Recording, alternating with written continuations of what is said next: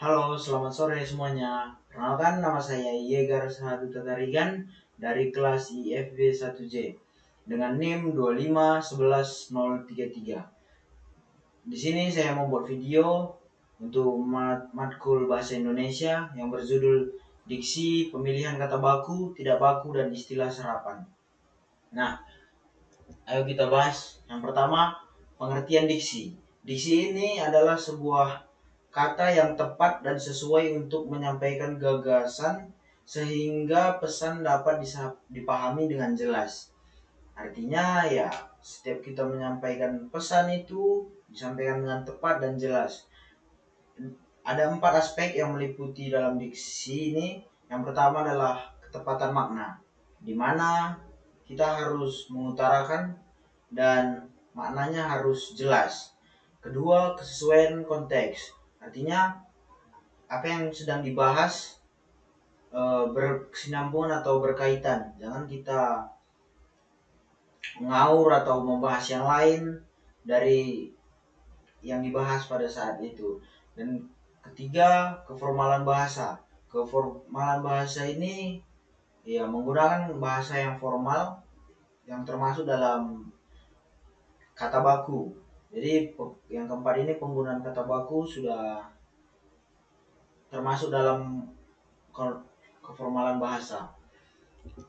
Yang kedua, pengertian kata baku. Kata baku adalah kata yang penulisannya sesuai aturan bahasa Indonesia yang KBB yang sudah terdaftar sesuai dengan KBBI dan PUBI.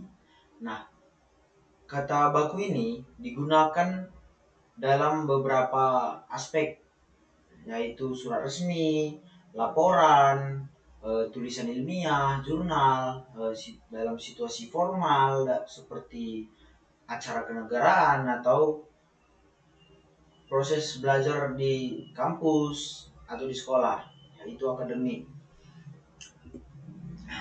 Ciri-ciri kata baku. Yang pertama itu sesuai kaidah ejaan, yang seperti yang kita bahas tadi, yaitu sesuai dalam KBBI. Jadi itu ejaannya sudah ditentukan dan itu terdaftar dalam KBBI. Nah, yang kedua, tidak dipengaruhi oleh bahasa daerah. Artinya beda dengan kata yang tidak baku yang eh, ber dari bahasa daerah masing-masing. Jadi kata baku ini tidak dipengaruhi agar semua orang atau semua ya dalam negara kita inilah, khususnya yang terdiri dari beberapa suku, adat, dan budaya dan logat masing-masing dari budaya tersebut. Kata baku ini tidak ada dipengaruhi oleh budaya manapun. Artinya ketika orang Papua ketemu orang Sumatera misalnya atau orang Manado ketemu sama orang Jawa dari suku yang berbeda dan logat yang berbeda, ketika dia bertemu agar bisa saling paham dan saling mengerti apa yang dia katakan, itulah fungsi kata baku ini untuk mempermudah komunikasi dalam sebuah pertemuan atau acara.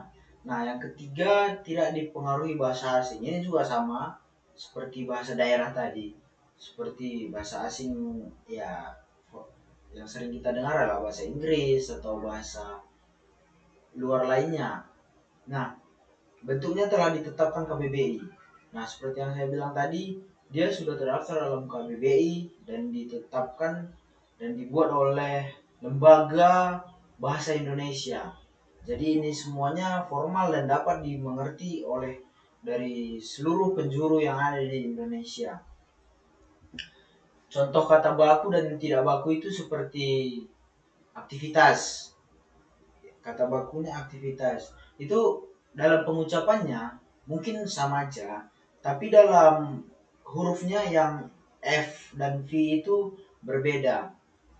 Nah, dan juga seperti kualitas yang ada KWALITAS, ada yang KUALITAS. Dalam pengucapan mungkin sama aja, tapi dalam penulisan itu berbeda hurufnya. Sama juga dengan izin, analis, resiko, dan masih ada yang lainnya. Next kita bahas tentang kata tidak baku. Ini seperti yang kita bahas sebelumnya tuh kata baku. Kata tidak baku ini adalah kebalikan dari kata baku. Jadi kata baku tadi dalam acara formal atau acara resmi, kata tidak baku itu kita gunakan dalam bahasa sehari-hari atau bahasa sesama kita. Dan eh, penyebab kata ini tidak baku yaitu dipengaruhi oleh bahasa daerah. Contohnya saya dari daerah Batak dan Sumatera lah, Medan. Itu dalam pengucapannya, dalam logat, intonasi, itu bisa berbeda dengan teman-teman kita yang ada di mungkin dari Manado atau dari Papua atau dari Jawa. Itu bisa saja itu berbeda-beda. Nah, itu yang dikatakan tidak baku. Pengaruh bahasa asing juga bisa, seperti yang kita tahu Jaksel yang ya dicampur dengan dimix dengan bahasa Inggris terus yang ketiga kebiasaan salah ucap. Kebiasaan salah ucap ini seperti kegiatan dalam sehari-hari, aktivitas sehari-hari yang awalnya salah ucap, namun karena kita sudah saling mengerti, jadi itu tetap bisa dilakukan atau bisa diucapkan. Yang keempat, kesalahan penulisan. Ini mungkin typo. Eh, tapi karena sama seperti salah pengucapan tadi, karena saling mengerti, jadi ya tidak apa-apa untuk dilakukan atau diucapkan. Nah, penggunaan ini boleh digunakan pada saat percakapan sehari-hari, ya, setting informal, dialog tokoh dalam karya sastra, dan tidak boleh digunakan. Nah, kata baku dilarang digunakan di situasi resmi, di tulisan ilmiah atau tulisan jurnal, dalam wawancara kenegaraan atau acara formal lainnya, dan dokumen formal seperti surat, surat izin, dan yang lainnya. Intinya, kata baku ini dipengaruhi oleh bahasa daerah kita tadi. Jadi ketika saya ngomong dengan bahasa dan logat saya yang dari Medan, itu sudah termasuk kata tidak baku.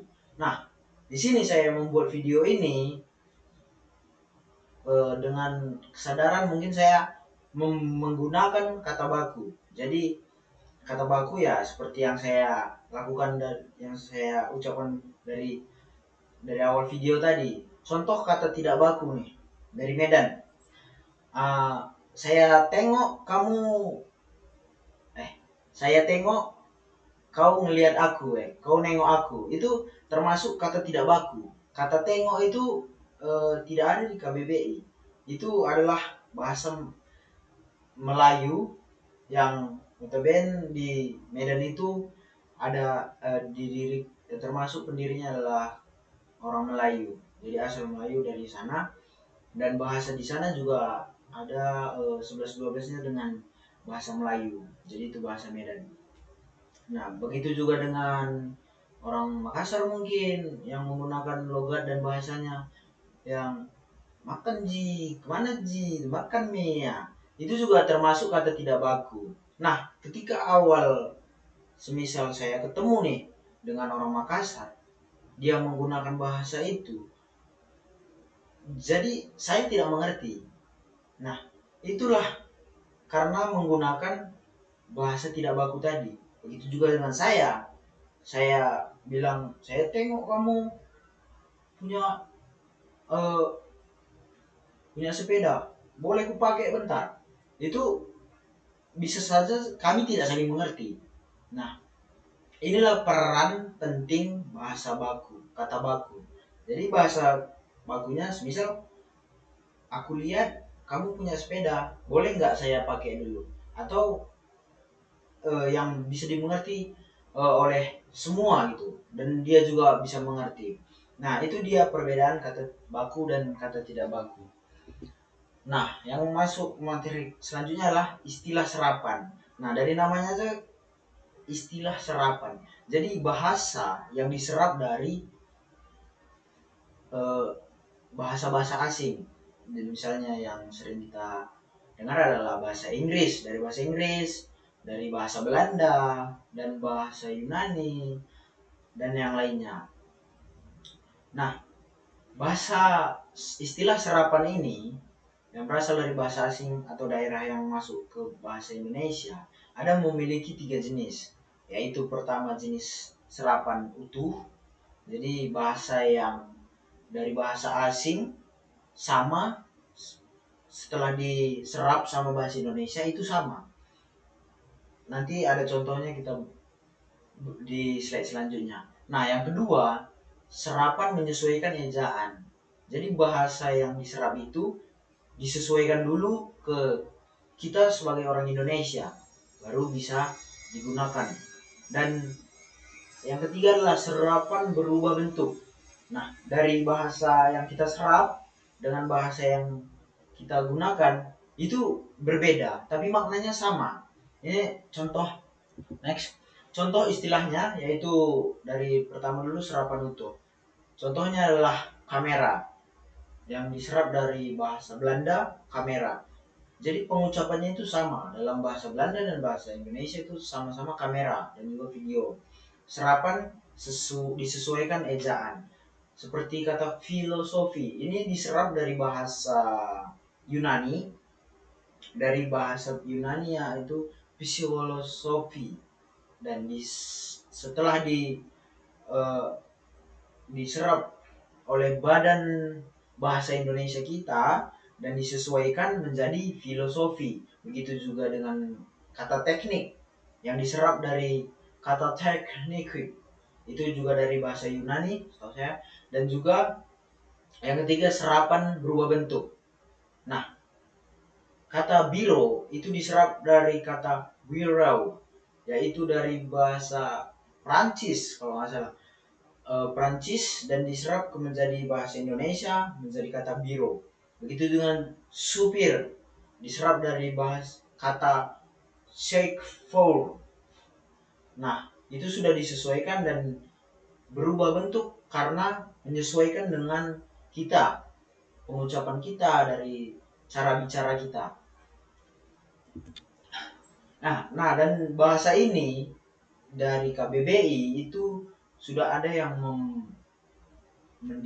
didirikan adalah Badan Lembaga Bahasa Bahasa kita. Jadi bahasa kita ini diatur oleh Badan Bahasa Indonesia tersebut. Jadi seperti yang baru-baru ini kita lihat ada bahasa yang baru diresmikan dan diakui di KBBI, yaitu galgah, yaitu lawan kata dari haus. Jadi kalau kita tidak haus sama dengan galgah. Nah, kita masuk ke kesimpulan. Diksi penting untuk kejelasan komunikasi. Ya, seperti saya jelaskan tadi, dia jelas, terarah, to the point gitu. Jadi, kata baku digunakan dalam konteks formal seperti surat tadi, surat menyurat, terus acara resmi, dan juga kegiatan-kegiatan formal seperti akademik, seperti yang saya lakukan ini juga termasuk dalam konteks formal, dalam akademik. Nah, kata tidak baku ini digunakan dalam situasi non resmi atau non formal, ya dalam bahasa sehari-hari dan juga ya sesama teman itu nggak apa-apa kita lakukan. Nah, yang keempat, yang terakhir adalah istilah serapan. Ini berasal dari bahasa lain tadi dan disesuaikan dengan pengucapan kita dengan aturan bahasa Indonesia. Nah, mungkin itu saja penjelasan dan yang bisa saya sampaikan tentang kata serapan ini, kata baku, kata diksi, kata baku, kata tidak baku, dan kata serapan ini tadi, istilah serapan. Jadi bila ada salah kata atau omongan yang tidak pantas, saya minta maaf. Saya Yegar Sadu Tutarian pamit undur diri.